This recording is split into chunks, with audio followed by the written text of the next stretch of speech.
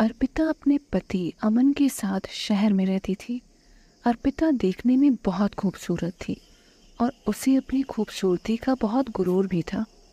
वो अक्सर खुद को आईने में निहारती रहती और मन ही मन खुश हो रही होती। वो हमेशा ऐसा सोचती थी कि अमन कितना खुश नसीब है जो उसे मेरी जैसी खूबसूरत बीवी मिले।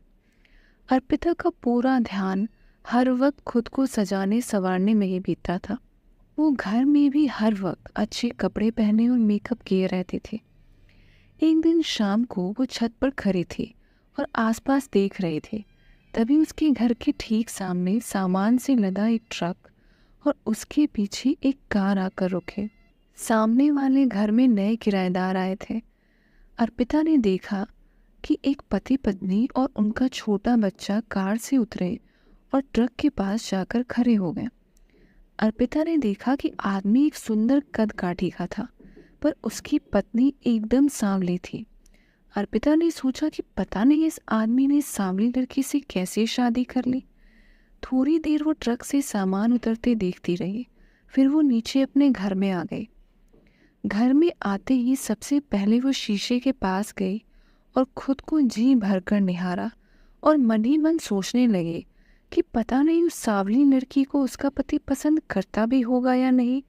रात को उसने अमन को भी अपने नए पड़ोसी के बारे में बताया, पर अमन ने उसकी बातों पर गौर ही नहीं किया। अब अर्पिता का ध्यान हर वक्त अपने नए पड़ोसी के घर पर और खासकर उस सांवली लड़की पर रहता। वो देखती कि हर सुबह वो सांवली लड़की गोद में अपने बच्चे को लिए अपने पति को दरवाजे तक छोड़ने आती और उसका पति भी हंसता मुस्कुराता हुआ अपने बच्चों को प्यार कर रोज ऑफिस जाता।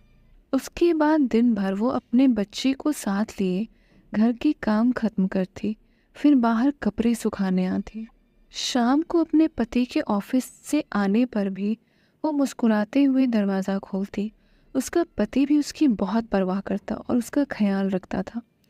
यहाँ तक कि छुट्टी वाले दिन वो दोनों पति पत्नी अपने बच्चे के साथ घूमने भी जाते थे। अर्पिता को उन दोनों के बीच प्यार देखकर बड़ा आश्चर्य होता। उसे हैरत होती थी कि उन दोनों पति पत्नी के रंग रूप में इतना अंतर है। फिर भला ये एक दूसरे को कैसे पसंद करते हैं। कहीं न कहीं उसे उस सांवली लड़की से जलन होती थी। उसे अपने पति के साथ खुश देखकर उसे लगता था कि मैं इतनी खूबसूरत हूँ, पर फिर भी अमन मेरा उतना ख्याल नहीं रखते और ना ही मेरे दिल से परवाह करते हैं। वो दिन भर ऑफिस में व्यस्त रहते हैं और घर आने के बाद सिर्फ बैठकर न्यूज़ या क्रिकेट देख रहे होते हैं। वो तो कभी मेरी खूबसूरती की तारीफ भी नहीं करते। छुट्टी के दिन भी मुझे कहीं घुमाने नहीं ले जाते। मुझसे ज़्यादा खुश और किस्मत वाली तो वो सांवली लड़की है, जिसका पति उसे प्यार भी करता है, उसकी परवाह भी करता है और उसे अपना वक्त भी देता है। अर्पिता यह सब सोचकर मन ही मन दुखी रहने लगी। उसे ऐसा लगने लगा कि अमन उसे नज़रअंदाज कर रहा है। उसके अंदर अपने रिश्ते को लेकर करवाहट बढ़ती ही जा रही थी। एक दिन छुट्टी का दिन था। अर्पिता ने देखा कि सुबह सुबह ही उसके नए पड़ोसी कार में बैठकर कहीं चले गए। उन्हें जाते देखकर अर्पिता ने सोचा कि बहुत दिन हो गए हैं, हमें भी कहीं बाहर जाना चाहिए। ये सोचकर वो अमन को कहने लगी कि चलो आज कहीं बाहर घूमने चलते हैं। सुबह से ही अमन के सिर में तेज दर्द हो रहा था, इसलिए उसने आज कहीं बाहर जाने से मना कर दिया। उसकी मना करते ही अर्पिता एकदम चिढ़ गई। उसे बहुत तेज गुस्सा आ रहा था कि अमन को उसकी बिल्कुल भी परवाह नहीं है। उसने गुस्से में बोला कि कैसे पति हो तुम, तुम्हें अपनी बीवी की बिल्कुल भी कद्र नहीं है। तुमसे अच्छा तो हमारा नया पड़ोसी है, जो अपनी सांवली बीवी की भी इतनी परवाह करता है, उसका इतना ख्याल रखता है, उसे बाहर घुमाने भी ले जाता है।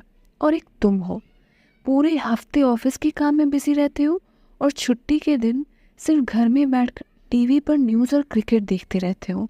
किस्मत से तुम्हें इतनी सुंदर बीवी मिली है, पर तुम्हें उसकी ज़रा भी कद्र ही नहीं। अमन के सिर में पहले से ही बहुत तेज दर्द था। ऊपर से अर्पिता की बातों से उसका दर्द और बढ़ गया। उसने भी अर्पिता की बातों का जवाब देते हुए कहा कि शादी से पहले मैं भी खुद को बहुत खुशनसीब समझता था, पर बहुत जल्द मेरी ये गलतफहमी दूर हो गई। तुम्हें हर वक्त ये शिकायत रहती है ना कि मैं एक अच्छा पति नहीं हूँ, मैं तुम्हें वक्त नहीं देता, तुम्हारी परवाह नहीं करता। पर तुम्हारा खुद के बारे में क्या ख्याल है? कभी तुमने खुद के ऊपर गौर किया है? लेकिन तुम गौर कैसे करोगे? तुम्हारा ध्यान खुद के घर से ज्यादा तो दूसरों की निजी जिंदगी पर रहता है। दूसरे क्या कर रहे हैं, कैसे रह रहे हैं, तुम्हें तो सिर्फ इन सब चीजों से ही मतलब है। तुम्हारे पास तो इतना वक्त भी नहीं कि कभी मुझसे ये पूछ लो कि आज ऑफिस में मेरा दिन कैसा गया या मैं कैसा महसूस कर रहा हूँ। मेरी छोड़ो, तुम्हें तो घर की भी परवाह नहीं है। घर सजाने के बजाय तुम खुद को सजाने में बिजी रहती हो। तुम्हें क्या लगता है कि सिर्फ चेहरे की सुंदरता से जिंदगी आसानी से कट जाएगी? किसी भी रिश्ते को निभाने के लिए दिल में एक दूसरे के लिए इज्जत और एहसास होना जरूरी है।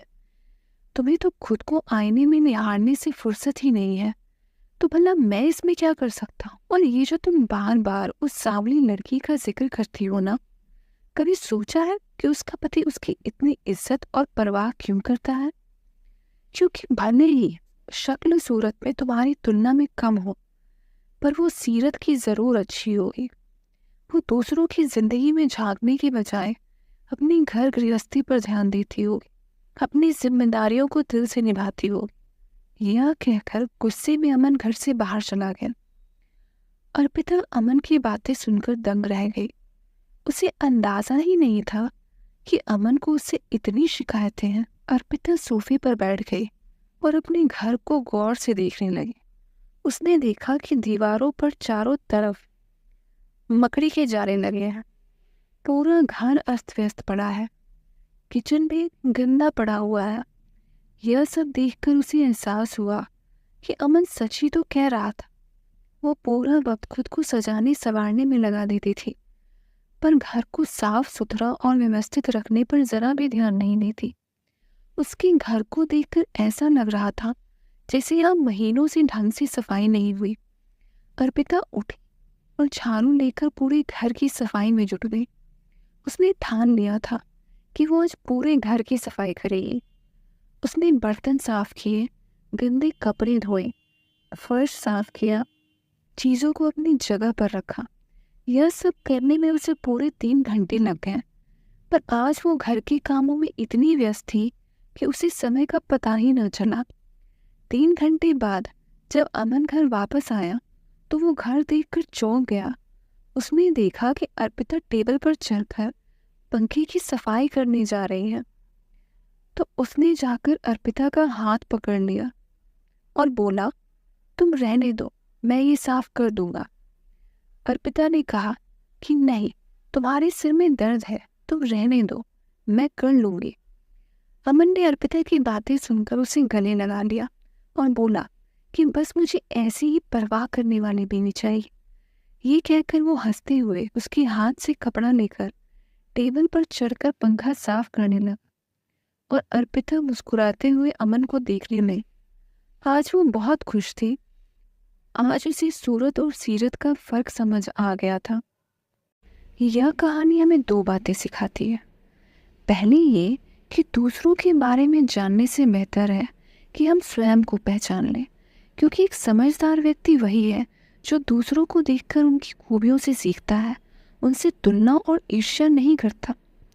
और दूसरी ये कि चेहरे की सुंदरता सिर्फ हमारी आंखों को आकर्षित करती है, लेकिन किसी का अच्छा स्वभाव हमारे मन को आकर्षित करता है। खूबसूरती तो हर किसी में है, पर हर किसी में यह देखने की काबिलियत नहीं। एक खूबसूरत दिल 1000 खूबसूरत चेहरों से ज़्यादा बेहतर होता है।